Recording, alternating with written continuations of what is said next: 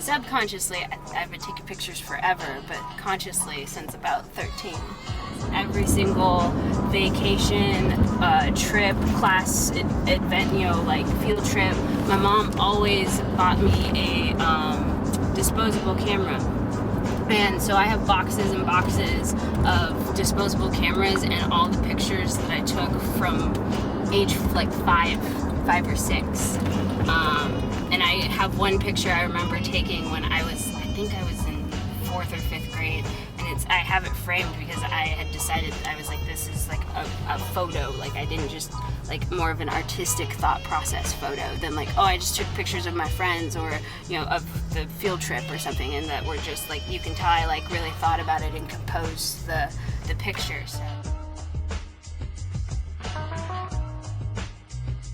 I mean, I've always been known that I was artistic and creative. Like, I can honestly go back to 3rd grade. Like, I have this clear memory in 3rd grade. We had to make this weird wire structure statue thing, and I had so much fun playing with the wires and bending them, and like, I made a koala in a tree. Like, yeah, and I still have the koala in a tree, and I have a picture of me with the so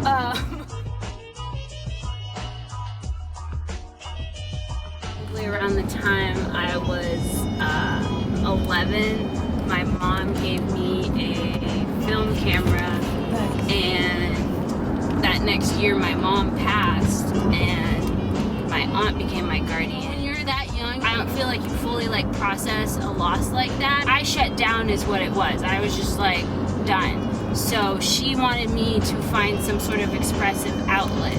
So that's where photography came in. And I had the camera and I tried to use it, but I didn't really know how to use it.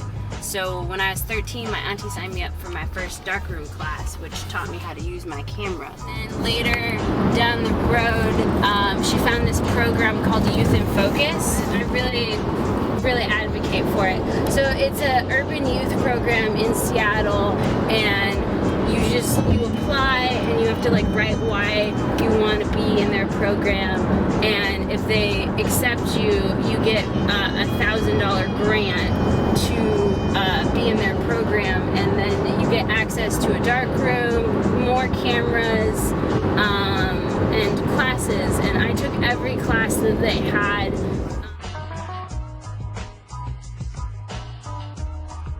I moved more into the portrait realm, and I do just straight portraits, and then I do my boudoir and my fine art nudes, and I want to branch into like erotica, and then other things I'll do on request, like if you want me to shoot your wedding, if you want me to shoot your family, I do that. I've also done food photography, I've done sports photography, I've shot cars, I've shot houses, so I'll do all of that on request, and of course paid.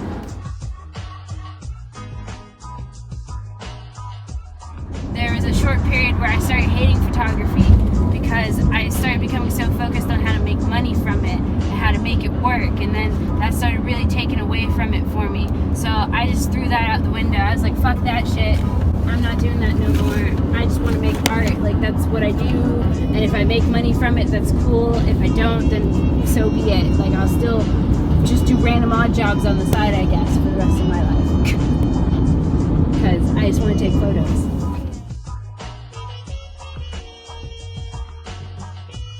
I'll do trades or just work something out if I really want to shoot with you or you really want to shoot with me.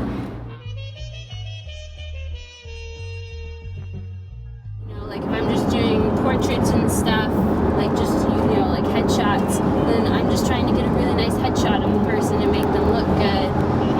But, I myself sometimes do self-portraits, and so then my self-portraits, I try, I guess, to be a bit more emotionally expressive in them. Like I'll do ones of me just like laying there like a dead body, to kind of emote to like, because I do a lot of personal work about my depression and stuff.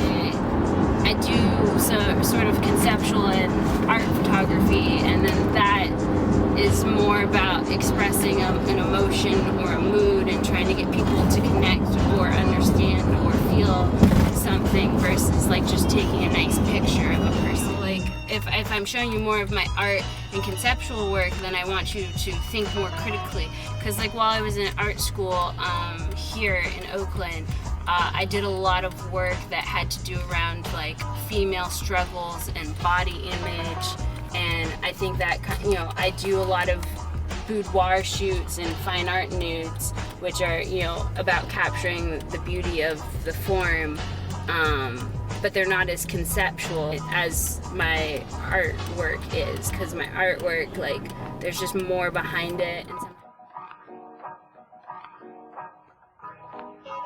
And like my conceptual artwork, it is about, you know, female struggles and body image, and so then that's why I like to do boudoir shoots. And whenever I describe my boudoir shoots to people, I always tell them first, you know, I'm more in that female empowerment realm, that confidence boost kinds of shoots is what I'm thinking of them as. This one project that I did where I took all of these notes that me and my friends wrote when we were in 7th grade, and you know, I hadn't seen these notes, you know, since 7th or 8th grade, and I was I think it was about 2 years ago that I did it, so I was about 26, and so I was reading them, and I just wanted to hug everybody, because man, that's a hard time. You know, being a girl, and at that time you start your period, you get boobs, boys like you or they don't like you, and then you're so caught up. Like there's one, her note, she was dating a guy and they'd been dating for a year, and in the note, she's, even though they're together and like, I guess, you know, you would assume that they're happy, she's still so like in her head, and she's just talking about, she's like, well, he hangs out with other girls and like they're so much cuter than I am, and like he could just go be with one of them, and I don't know why he's with me, and like, you know, and I'm like, that's why I'm like, I just want to give her a big hug and be like, girl, you're beautiful, you're awesome, like, don't even worry about him, like, he's with you, so that should be enough, you know, but at that time and at that age, you're not there, you know, so, I did a project, around that note, and I did this conceptual piece, and it was like on a wall, and so the other note that which was really two, because I found two that was like a correspondent, and we were talking about the same thing, and it was my friend Amanda, she had the biggest breasts in our grade, like she had double D's when we were freaking 14, like bam, and of course popular with all the guys, you know, and there was a day where, so she wrote me a note, and this is what she said in the note, because there was a day where she wore just like a spaghetti strap tank top, because it was like June, and she was running in the hallway to get to class, and our vice principal saw her. She's like, Miss Madison tried to, you know, call my mom, you know, she's, you know, when you see me, you know, look at my shirt, she's like, I'm just wearing a tank top, you know, and then I can tell you for the next the next year of school, you rarely saw Amanda without a big baggy shirt or a sweatshirt on, and it created a complex in her, and she was very insecure about her body after that experience. And I mean, she was insecure before because we're at that age, but that created another insecurity. Yeah, I kind of get where the principal's coming from, but for me it's like you created a complex, and that's body shaming in a certain regard. And so I did this series of photos where I put on a tank top, and I just took pictures of my torso in the tank top, and it's me just trying to like cover my, like, how would you, if that's all you have on, like how would you like cover yourself? And then there's one where I'm just like straight, like, because this is me just standing. So I put that in a frame, and then I had the notes along with it so that you could read the notes and then also see the picture. And I want to do more of that, but that kind of art is harder to do. And Gordon Parks, who is literally my favorite photographer, and he's my favorite photographer because to me he embodied the type of photographer that I want to be, which is historically the man is just a genius, because he started taking photos, I'd say in like the 40s, I think the 30s, 30s to 40s, but then really got into it in the 50s and the 60s. He was the first black photographer for Vogue, and then he also simultaneously worked for Life magazine. So, and that's why I said that he embodies my type of photographer, because he did high fashion photography, and then he did documentary, nitty gritty, in the streets, stories for Life. And those are just two polar opposite types of photography. It was just so all over the place, and he, to me, made it okay to not just be like, oh, I only take one type of photo, because he did his fashion, and then he did the life stuff, the documentary, and then as he got older, he got into more kind of, I would say, art and conceptual photography. I just like the progression of his photography, and that he did so many different types. Because then I felt like it was okay that I wasn't so in a box.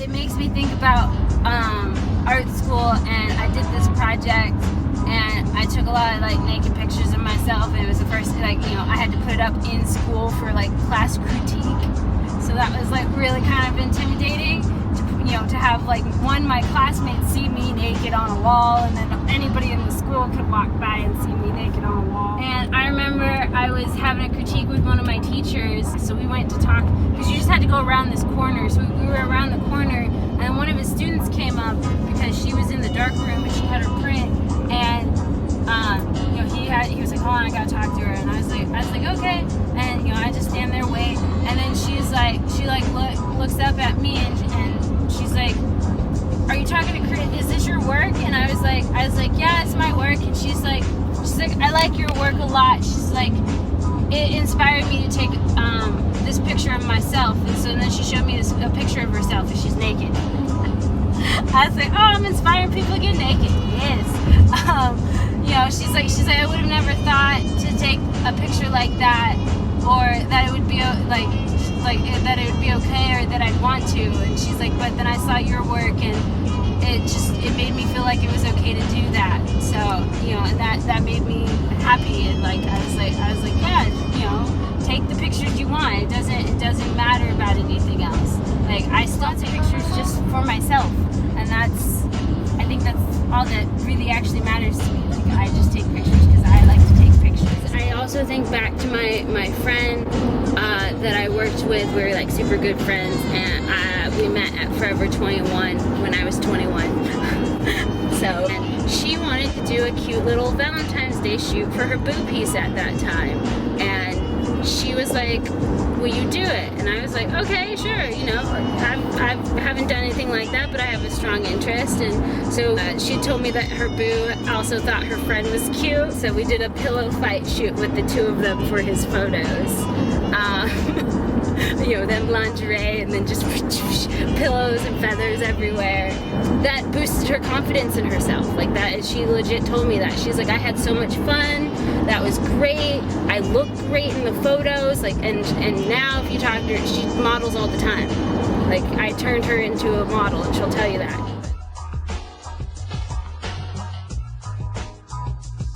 I shoot digital because we're in a digital age, and I feel like our society is so instant gratification that they need everything right now, because I have a film background, and I prefer film, and I prefer shooting film and being in a dark room and developing my own film rolls and photos, but people just don't have the patience for that unless they have that love and respect for that particular form of photography. So, or, you know, or they're just interested in it. And also that I feel like I think and I compose differently when I have a film camera than when I have a digital camera. Like, I know there's a difference. And I also think it's because, like, with a film camera, you can just push the button forever. You're just, woo, 5 million photos. Versus when you shoot film, you're like, I have 24 frames. Like, yeah, you can get more rolls, but each time you put a roll in, your thought is, I only have these 24 frames. So you're more concise or picky about what shot you're actually going to take than film or digital. Because with digital, I'm just like, oh, I'm going to take this one and this one and that one. Oh, I did that one and that one and that one. Oh, let's take 12 over here.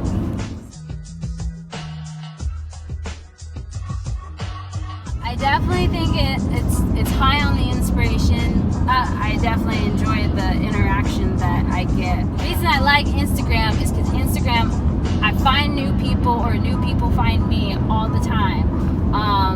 You know, I can look at one person's picture, and then if they like, if it's a photo shoot picture, they tag the photographer, or they tag, you know, the model, and so then I click on the model, I click on the photographer, then I can see their work, and then, you know, that, like, if I look at the model's picture, maybe there's a picture of her by somebody else, and I like that particular picture, so then I'll click on the photographer.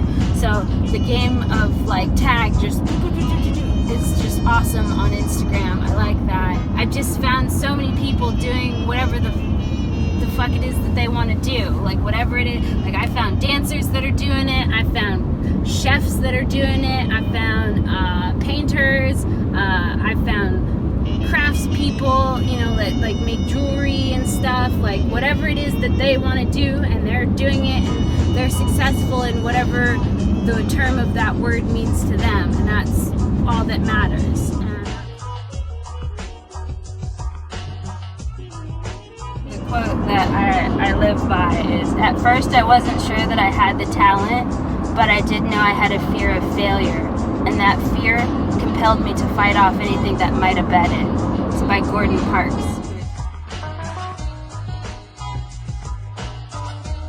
Follow your heart, you know, dance to your own drum, do you, like that's totally my, like, that's in my aesthetics, that's what I do, like, you know, try your hardest not to focus on those around you, you know, like, just really just focus on what you want to do, and just do that, like, just, and if anybody's against that, just fuck them, like, so what, you'll find people to keep doing it, because then you're gonna find people that do like it, that appreciate it, that whatever your vibe is attracts your tribe, you know, like, that's what I definitely believe that.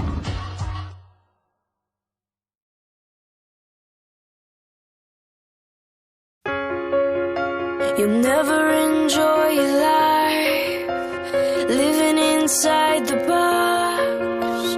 You're so afraid of taking chances. How you gonna reach the top?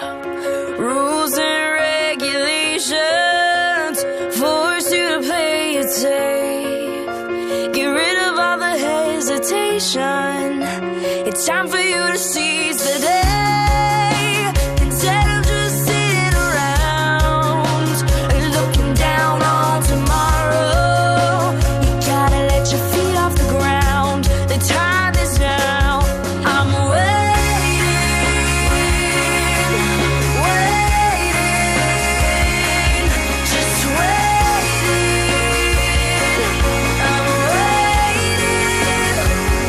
Outside the line.